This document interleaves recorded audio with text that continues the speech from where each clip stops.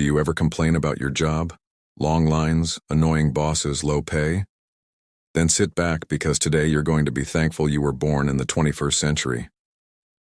In ancient Greece, the definition of a weird job was practically an art form. While some were writing eternal poetry, others were literally cleaning sewage with their bare hands. In this video, we're diving into the strangest jobs from ancient Greece and how much you'd get paid for doing them. If you survived, of course. First, let's get some context. In ancient Greece, manual labor was considered beneath the average citizen. It was the work of slaves and foreigners. Free men, and yes, only men, preferred to spend their time debating in public squares, philosophizing about existence, or competing naked in the Olympics. And women? They weren't even considered citizens and were mostly confined to household tasks and child-rearing. So that idea that everyone lived like Plato? Total myth. Someone had to clean up the gods' messes and it sure wasn't Apollo, my friend. All right, buckle up because our first job comes with one foot in the grave. The professional mourner. That's right, some women were hired to cry at rich people's funerals. And we're not talking soft sobs. We're talking dramatic wails, hair pulling, fake fainting. It was basically ancient Greek soap opera acting. They were paid in food, clothing, or coins. The louder the sob, the more respect for the deceased. It was basically the Oscars for fake grief. Now let's go to something a little stinkier. Sewage cleaner. As cities expanded, someone had to keep those underground channels running. And guess who did it? Slaves, of course. They crawled through tight stone tunnels with buckets and shovels, clearing out what nobody wanted to see. The reward? Not dying. Maybe a bit of oil or stale bread on a good day. Glamorous? Only the smell. Next, a classic in the fine art of public bootlicking, the public flatterer. These folks were hired by politicians or military leaders to loudly praise them in public squares. Oh, great warrior, the most just of men. Sound exaggerated? It was. But it worked. In exchange, they received wine, food, and even coins, all for inflating the ego of a general with fragile self-esteem. Feeling awkward yet? You're the assistant to an Olympic wrestler, and your job is to oil him up before the match. Yep. That was the life of the athlete oilers.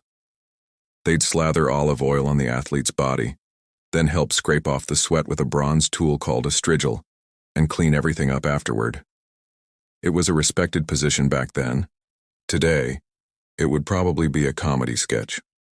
Then we had the public announcers, known as clerics. These human loudspeakers would walk the streets shouting new laws, court verdicts, and public decrees.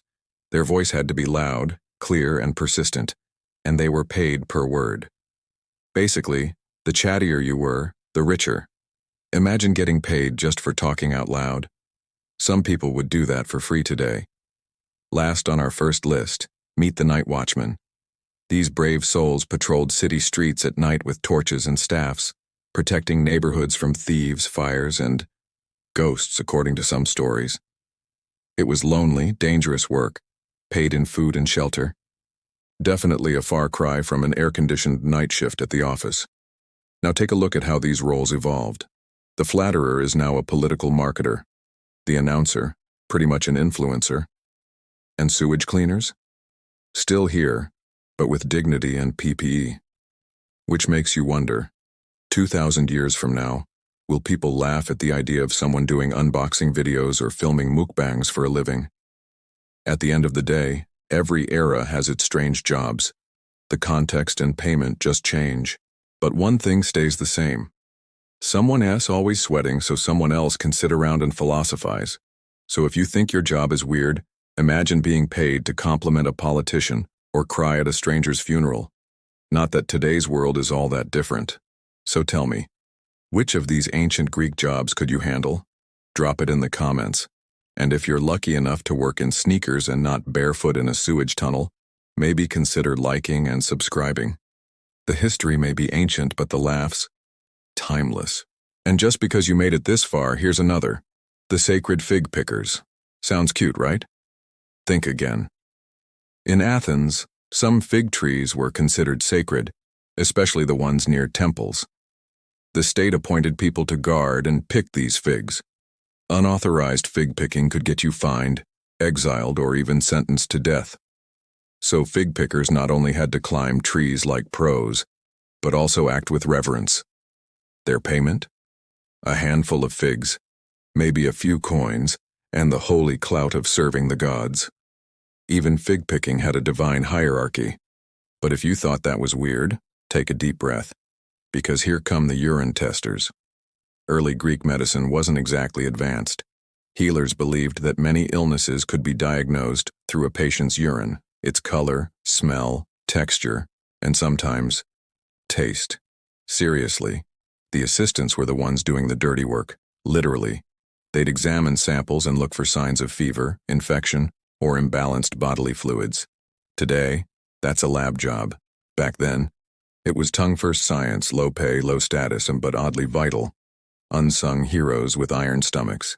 And how about the dog chasers? Yep, someone had to chase stray dogs away from public spaces and temples. Dogs roamed freely in Greek cities, often causing chaos in ceremonies and even courtrooms. The dog chaser carried a stick, some rocks, and a lot of patience. They were paid by the shift, basically ancient animal control.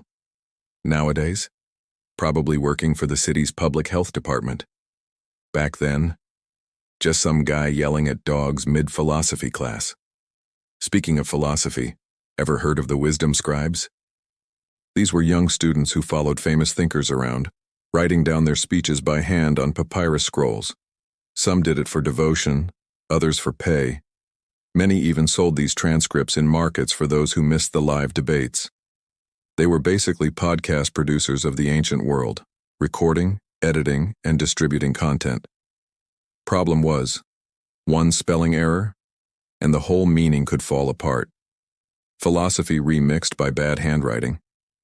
And if you thought we were done, hold on. We've got ritual cooks, not chefs for the living, but for the gods. These cooks were responsible for preparing animals sacrificed in temples. It wasn't just about roasting meat. It was sacred, symbolic, and extremely specific. If the meat wasn't cut just right, the gods might get offended. Your reward? A slice of the meat and the eternal pressure of pleasing an immortal. Also, let's not forget the offering arrangers. Yes, people were hired to place offerings on altars, in perfect balance and symmetry. If it looked messy, that was a sign of bad luck. They arranged fruit, coins, and flowers like a spiritual art installation. Knock over one apple and suddenly the whole festival was cursed. Ancient OCD with divine consequences. Oh, and here's a favorite, the echo makers. In some religious ceremonies and outdoor plays, echoes were part of the ritual. And guess who created them? Assistants hiding behind rocks or in caves, manually repeating lines in perfect timing. No speakers, no reverb machine, just pure lung power. When done right, nobody noticed. When messed up, everyone laughed. Sound engineers of the gods. And finally, the veil testers. These were older women assigned to test bridal veils before weddings. They had to make sure the fabric wasn't too transparent to avoid scandal, or too opaque to avoid bad luck. They'd wear it, walk around, shake their heads, basically do a full veil stress test. If it passed, it got blessed. If not, burned. Their reward? A light meal and the approval of the bride's family. Stressful? Slightly. Judgmental? Absolutely. So after all that, tell me honestly, is your job really that bad? While you're complaining about a slow Wi-Fi connection, someone back then was busy oiling up sweaty wrestlers, getting bitten by dogs, or sipping someone else's pee. If that didn't make you laugh or think, you might be the reincarnation of a Greek flatterer. If you enjoyed this weird, wonderful trip through ancient employment, smash that like button, share with your overworked friend, and subscribe for more episodes in our History's Odd Jobs series. Around here, even the weirdest stories have something to teach, and there's always room for a meme. As Hercules probably said after cleaning out King Augeas' filthy stables. Dirty jobs are glorious, and if someone's there to tell the tale, see you in the next video. And hey, don't compliment politicians too much and they might hire you.